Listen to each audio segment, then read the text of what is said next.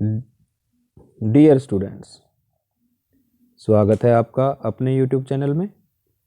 आज आपका अपना YouTube चैनल आपके लिए लेकर आया है कक्षा 9वीं का पाठ सांवले सपनों की याद, जिसके लेखक जाबिर हुसैन हैं और जिसके शब्दार्थ हम पहले वाली वीडियो में कर चुके हैं। और आज की वीडियो में हम सांवले सपनों की याद का प्रश्न अभ्यास करेंगे। तो हमारा पहला प्रश्न है, किस घटना ने सालिम अली के जीवन की दिशा को बदल दिया? इसका उत्तर होगा कि जब सालिम अली छोटे थे तब वे एक बार अपनी एयर गन से खेल रहे थे, जिससे एक गोरैया घायल होकर गिर पड़ी। इस घटना ने सालिम अली के जीवन की दिशा को बदल दिया। उसके बाद वे गोरैया की देखभाल और सुरक्षा में जुट गए और वो एक पक्षी प्रेमी बन गए। यानी कि सालिम अली के जीवन को किस घटना ने बदला? गोरैया वाली घटना ने। आप इसका उत्तर जिस प्रकार से हमने आपको बताया ऐसे लिख सकते हैं कि जब सालिम अली छोटे थे तो वो अपनी एयरगन से खेल रहे थे और उनकी एयरगन से गोरैया घायल हो गई और वो नीचे गिर पड़ी, और इस घटना ने सालिम अली की जीवन की दिशा को बदल दिया। वो गोरैया की देखभाल में जुट गए और उन्होंने उसकी सुरक्षा भी की तथा अन्य पक्षियों की सुरक्षा के प्रति भी उनका मन बन गया और वो एक पक्षी प्रेमी बन गए। अब आता है हमारा प्रश्न नंबर 2। सालिम अली ने पूर्व प्रधानमंत्री के सामने पर्यावरण से संबंधित किन संभावित खतरों का चित्र खींचा होगा जिससे उनकी आंखें नम हो गई थी? इसका उत्तर है कि सालिम अली ने पूर्व प्रधानमंत्री चौधरी चरण सिंह के सामने केरल की साइलेंट वैली, क्या नाम है जगह का? साइलेंट वैली पर रेगिस्तानी हवा के झोंकों के खतरों की बात उठाई होगी, जिससे वहां का पर्यावरण दूषित हो रहा था। प्रधानमंत्री को भी वातावरण की सुरक्षा का ध्यान था। पर्यावरण के दूषित होने के खतरे के बारे में सोचकर उनकी आंखें नम हो गई होंगी।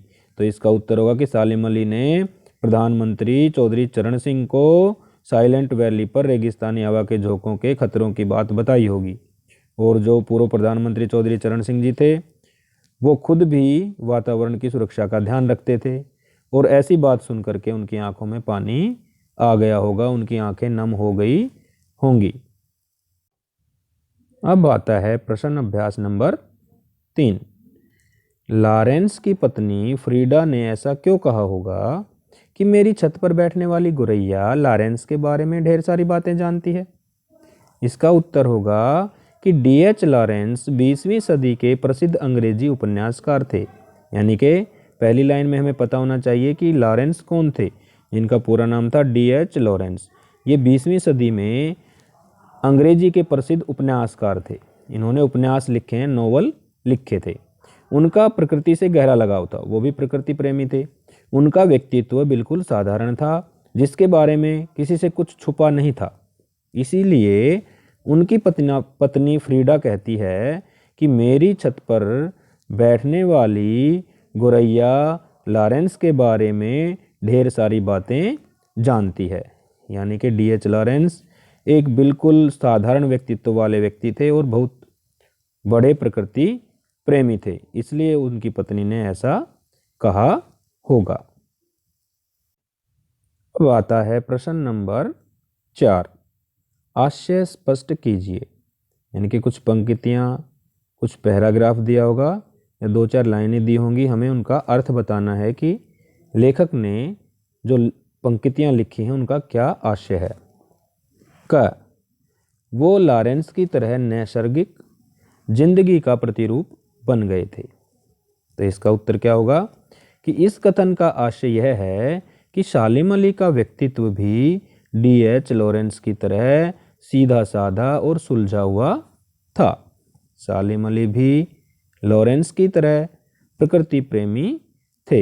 यानी कि वो लॉरेंस की तरह नैसर्गिक जिंदगी का प्रतिरूप बन गए थे का मतलब वो भी D.H. लॉरेंस की तरह प्रकृति प्रेमी बन गए थे, पक्षी प्रेमी बन गए थे। और उनका जो स्वभाव था वो भी बिल्कुल सीधा साधा था, उनका जीवन भी बिल्कुल सीधा साधा था। आशय स्पष्ट कीजिए का ख भाग आता है कि कोई अपने जिस्म की हरारत और दिल की धड़कन देकर भी उसे लौटाना चाहे तो वह पक्षी अपने सपनों के गीत दोबारा कैसे गा सकेगा? तो इसका उत्तर होगा कि इस कथन का आशय यह है कि किसी मरे हुए व्यक्ति या जीव को कोई जीवित नहीं कर सकता। हम चाहे कुछ भी कर लें पर उसमें कोई हरकत नहीं ला सकते। यानी कि अगर कोई जीव या कोई व्यक्ति मर जाता है तो उसमें अगर कोई अपने जिस्म की हरारत यानी कि अपने शरीर की गर्मी देकर या उसकी अंदर दिल की धड़कन देकर उसे जीवित करना चाहे तो वो कभी जीवित नहीं हो सकता। गह भाग आता है कि सालिम अली प्रकृति की दुनिया में एक टापू बनने की बजाय अथाह सागर बनकर उभरे थे। इस प्रश्न को उल्टा करके भी पूछा जा सकता है कि सालिम अली प्रकृति की दुनिया में क्या बनकर के उभरे थे।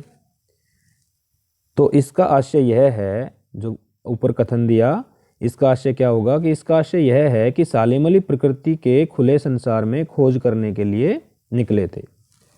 उन्होंने एक टापू की तरह सीमित स्थान तक प्रकृति की खोज नहीं की, बल्कि उन्होंने प्रकृति से जो जो अनुभव प्राप्त किए उन्हें अथाह सागर की तरह संजोया।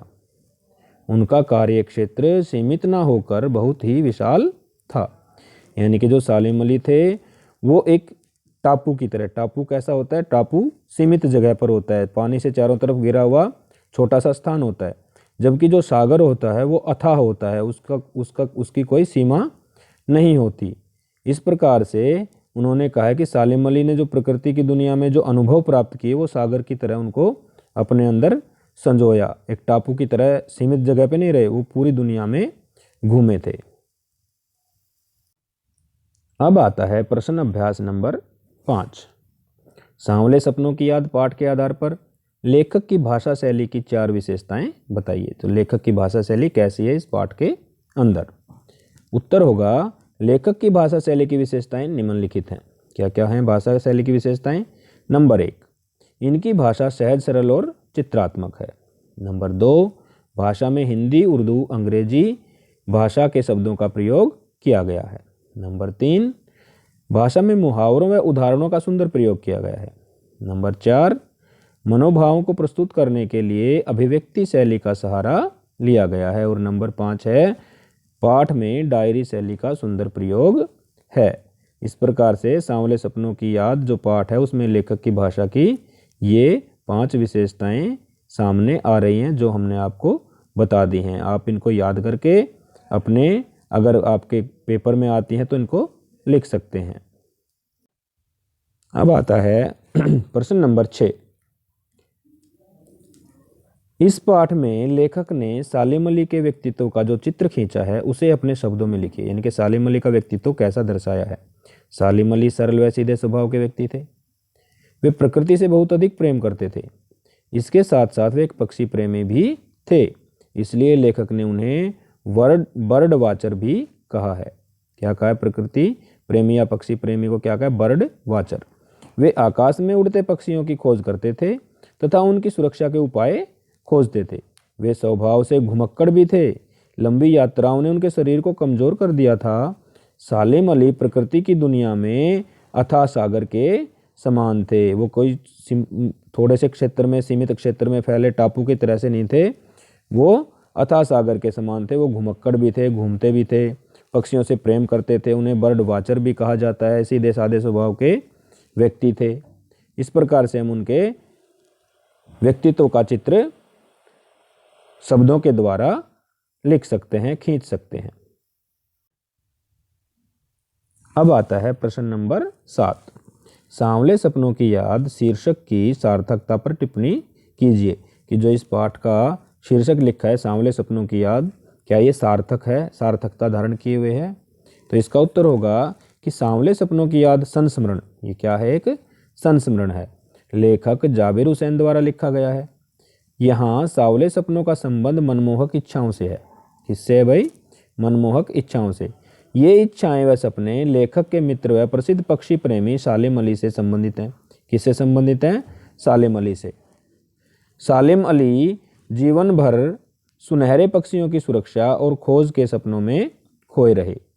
हर कोई पक्षी प्रेम में इतना नहीं डूब सकता, इसलिए आज जब सालिम अली नहीं रहे तो लेखक को उन सांवले सपनों की याद आती है जो सालिम अली की आंखों में बसते थे। लेखक को किसकी सपनों की याद आती है? सालिम अली के आंखों में जो सपने थे पक्षियों के प्रति प्रेम के, उनकी खोज के और पक्षियों की सुरक्षा के, वो लेखक को आज भी याद आते हैं। अतः सांवले सपनों की याद शीर्षक सार्थकता धारण किए हुए है। यानी कि जो सांवले सपनों की याद जो शीर्षक दिया गया है ये बिल्कुल सार्थक है, सार्थकता धारण किए हुए है। अब आता है प्रश्न नंबर 8। सांवले सपनों की याद में सालिम अली की पर्यावरण के प्रति चिंता को भी व्यक्त किया गया है। पर्यावरण को बचाने के लिए आप कैसे योगदान दे सकते हैं? जैसे सालिम अली ने पर्यावरण को बचाने के लिए अपना योगदान दिया, तो आप भी कह रहा है कि आप जो छात्र हैं आप भी उसमें कुछ ना कुछ योगदान दे सकते हैं। तो आप पर्यावरण को कैसे बचाएंगे? क्या क्या उपाय करके पर्यावरण को बचाया जा सकता है?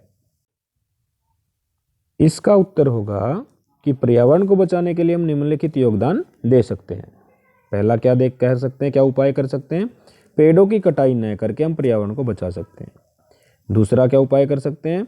नए पेड़ पौधे लगाकर हम वायुमंडल को शुद्ध कर सकते हैं। पेड़ को काटें नहीं और उसकी मान लो कोई जगह खाली तो वहाँ पे नए पेड़ पौधे लगाएं। तीसरा उपाय, हम जल प्रदूषण को रोककर भी पर्यावरण को बचा सकते हैं। जल प्रदूषण को रोककर भी पर्यावरण को बचा सकते हैं। अपने आसपास कूड़ा करकट न फैलाकर पर्यावरण को शुद्ध रख सकते हैं। अपने आसपास कूड़ा करकट न फैलाएं तो भी हमारा पर्यावरण शुद्ध रहेगा। नंबर 5, प्लास्टिक व पॉलीथीन का प्रयोग कम करके भी हम पर्यावरण को साफ सुथरा रख सकते हैं। प्लास्टिक और पॉलीथीन का प्रयोग भी हम अगर कम करें तो भी हम पर्यावरण को साफ सुथरा रख सकते हैं। प्रश्न नंबर 6, कूड़े को कूड़ेदान में डालकर हम पर्यावरण की रक्षा कर सकते हैं। जो कूड़ा होता है हमारा उसको हम अगर कूड़ेदान में डालें तो भी हम अपने पर्यावरण की रक्षा कर सकते हैं। डियर स्टूडेंट्स, अगर आपको हमारी प्रश्न अभ्यास की वीडियो अच्छी लगी हो तो इसे लाइक ज़रूर करें, अपने साथियों में शेयर करें और जिन्होंने हमारे चैनल को सब्सक्राइब नहीं किया है वो हमारे चैनल नंद का चंद को सब्सक्राइब भी ज़रूर कर लें ताकि आपको आने वाली अगली हिंदी की वीडियो का पता लग जाए और आप अपनी परीक्षा में अच्छे अंक लेकर के उत्तीर्ण हो सकें। तो सभी को वीडियो देखने के लिए बहुत बहुत धन्यवाद।